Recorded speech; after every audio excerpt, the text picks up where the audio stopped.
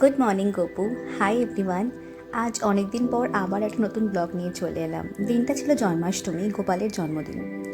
যেহেতু দিনের দিন প্রচুর কাজ থাকবে, তাই আগের দিনই ঠাকুর ঘর পরিষ্কার করে বাসনগুলো মেজে ধুয়ে গুছিয়ে রেখে দিয়েছিলাম।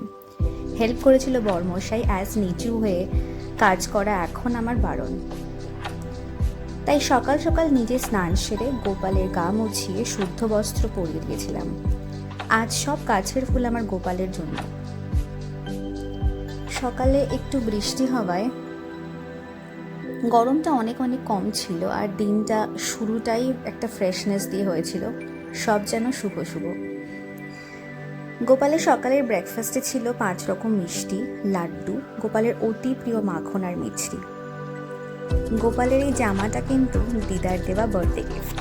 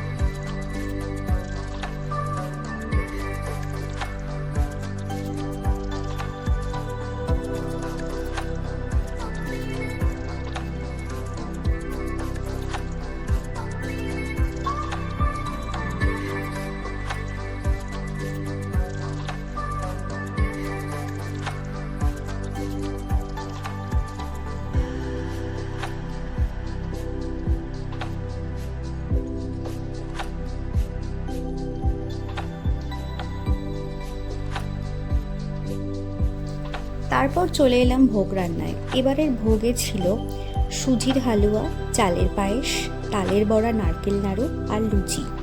তালের বড়া, নারকেল নাড়ু আর লুচি বানিয়েছিল গোপালের ঠাকুমা। সকাল সকাল মা উঠে আয়োজন শুরু করে দিয়েছিল, কারণ এগুলো গোপালের অতি প্রিয়। তালের বড়া তো করতেই হবে। প্রথমে গোপুর স্নান হলো পঞ্চামৃত দিয়ে, দুধ, ঘি, দই, মধু আর গঙ্গা জল। তারপর আলাদা করে একটা পাত্রে গঙ্গা জল নিয়ে আমরা স্নান করালাম ওকে।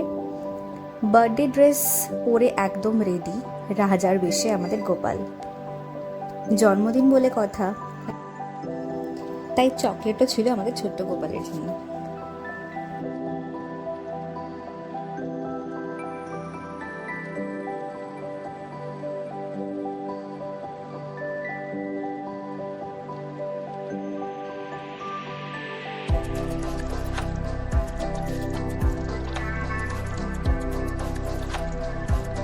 নিজের মতো করে যেটুকু পেরেছি এবার নিবেদন করার চেষ্টা করেছি। ভোগে তুলসী পাতা না দিলে শুনেছি সেই ভোগ গ্রহণ হয় না ঈশ্বরের কাছে, তো সব কিছুতেই একটা করে তুলসী পাতা দিয়ে দিয়েছিলাম।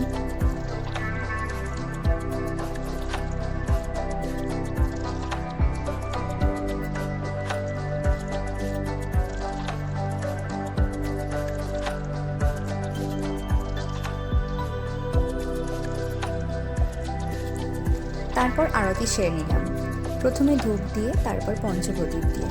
সব শেষে আমরা সবাই মিলে, পুরো পরিবার মিলে কৃষ্ণের অষ্টদল শতনাম দিয়ে দিনটার সমাপ্তি করলাম। আরও অনেক কিছু নিজের হাতে করার ইচ্ছা ছিল, কিন্তু শারীরিক অসুস্থতার কারণে সবটা হয়ে ওঠেনি।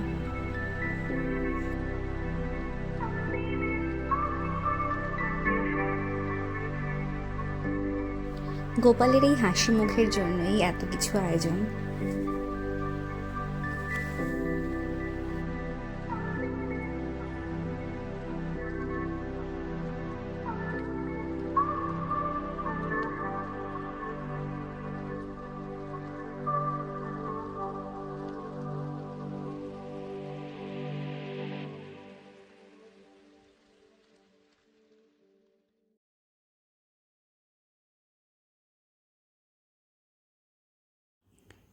কেমন লাগলো এই ব্লগটা জানিও। ভালো লাগলে লাইক, শেয়ার এবং সাবস্ক্রাইব করে দিও।